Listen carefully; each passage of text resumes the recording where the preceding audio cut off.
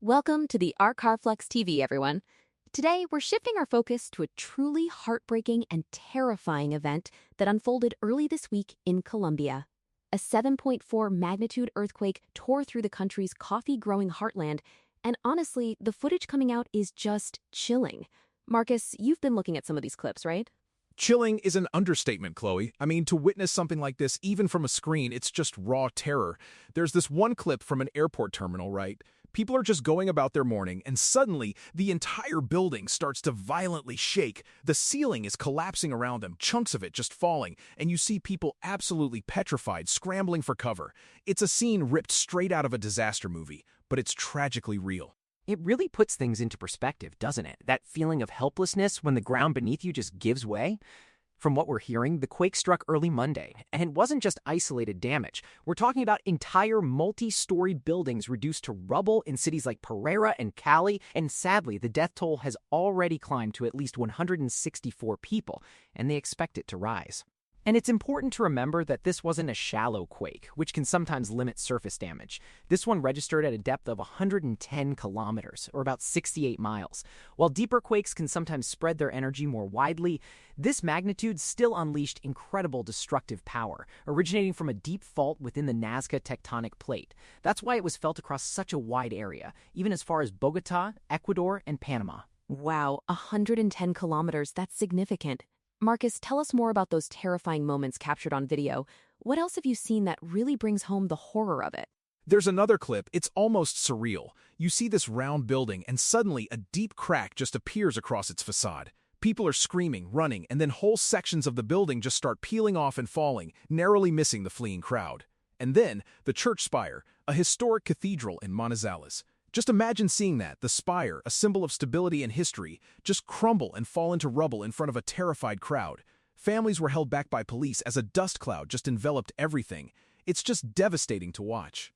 The sheer scale of the structural damage is staggering, too.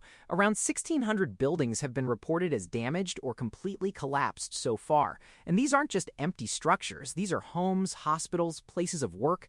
The impact on daily life, on entire communities, is just immense. And the human stories coming out are just heartbreaking. In Cali, for instance, which is home to about 2.2 million people, at least 85 lives were lost. But it's not just the fatalities.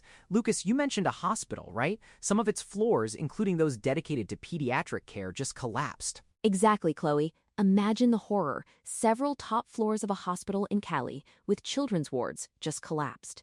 Some patients were trapped, and around 600 others had to be treated right there on the street, amidst all the rubble. It's a logistical nightmare, let alone the emotional trauma for the patients, their families, and the medical staff. And it highlights the incredible bravery of the rescue workers and ordinary citizens. Carmen Yasmin Garcia, a 43-year-old volunteer in Cali, told reporters her group had freed 7 people from a collapsed building, but 4 others and a dog were still trapped. She said they heard scratching a moment ago, but then nothing. They still have faith, still digging with bare hands, asking for spades and sticks. That's the spirit you see emerging from these tragedies. That's incredible, that raw determination. And the personal anxiety, Donna Carolina Zamora posted a photo of her missing 60-year-old uncle, Miguel Angel Zamora, a farmer from a rural area of El Cairo, not far from the epicenter. He lived in a traditional but fragile house made of sticks and mud. They're hoping it's just a communication failure, but the fear must be agonizing. El Cairo, a town of about 7,000 people, is reportedly 80% damaged. Those traditional homes, while charming, are often far less resilient to seismic activity. This particular region, the coffee-growing heartland, has a history with earthquakes. It's not the first time. In 1999, a devastating earthquake in the same region killed over 1,000 people. These events serve as grim reminders of nature's power and the vulnerability of human infrastructure, especially in areas not built with strict seismic codes. And you see that vulnerability really highlighted in places like Choco, one of Colombia's poorest and most neglected regions, also hit hard. 13 people died there. Much of Choco is only accessible by boat, through dense jungle, or by plane. So getting aid and assessing the full extent of the damage there is an enormous challenge. It sounds like a monumental task for rescue workers. What are we hearing about the organized response? It's not just individuals, but whole teams working, right? Absolutely. Soldiers, rescue personnel, police, and thousands of volunteers are working around the clock. They're forming human chains to pass heavy pieces of concrete and debris, stopping every few minutes to listen for any signs of life beneath the rubble. Nelson Moreno, another volunteer, described it like the end of the world and said they desperately need flashlights and goggles to keep working through the night. It's backbreaking, dangerous work. The government has mobilized quickly, too, considering President Abelardo de la Espriella just assumed power days ago. This is his first major test. He's deployed the entire military and police apparatus to respond, including engineers, rescue workers, and search dogs. He even traveled to Choco's capital, Quibdó, and announced rental subsidies for those whose homes were damaged, making a powerful statement that Choco will never again be the land of the forgotten. That's a strong pledge, especially for such a neglected region. And security is also a concern, I heard? Yes, unfortunately. Following reports of looting in Cali, President de la Espriella announced that 1,000 members of the security forces would be deployed to the city by dawn. Curfews were also implemented in both Cali and Pereira to maintain order. It's a sad reality that even in times of such crisis, some will take advantage, adding another layer of complexity to the recovery efforts. It really speaks to the multifaceted challenges a disaster of this scale presents, from immediate rescue to long-term rebuilding and maintaining civil order. And internationally, the response has also been significant, demonstrating global solidarity. That's good to hear. What kind of international aid is being offered, Lucas? A substantial amount, thankfully. The EU, for example, has mobilized Copernicus, their satellite service, to support rescue and relief operations, and they're providing funding through groups like the Red Cross. They've also activated their crisis consular assistance mechanism to help any EU citizens caught in the disaster. The U.S. State Department pledged a significant $15.5 million for emergency shelter, food, and other aid, with Secretary of State Marco Rubio stating America stands ready to support. Israel, Mexico, Ecuador, and France have also stepped up with offers of assistance. It's a truly global effort. And you know, even pop megastars are weighing in. Shakira, the Colombian singer, posted on social media saying, "All my strength and love to my homeland, let's hold each other tight." It's a small gesture, but it can mean a lot for morale and drawing attention to the situation. Every little bit helps, right? From governments to celebrities to the person on the street volunteering their time in bare hands. It's a testament to human empathy. Maya, you mentioned the 1999 Quake. Are there other historical parallels or lessons we can draw from past events?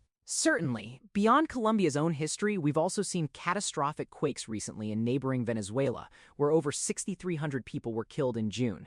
These events highlight the seismic activity of the entire region, which sits on complex tectonic plate boundaries. It's a constant reminder that for all our advancements, we are still largely at the mercy of these immense natural forces. The lessons usually revolve around building stronger, more resilient infrastructure and developing rapid, coordinated emergency response systems. And yet, you still get volunteers like Andres Felipe Mejia in Cali saying, "We are trying to get everyone out alive." A lot of people have come, with supplies, with food, helping the firefighters, helping the people.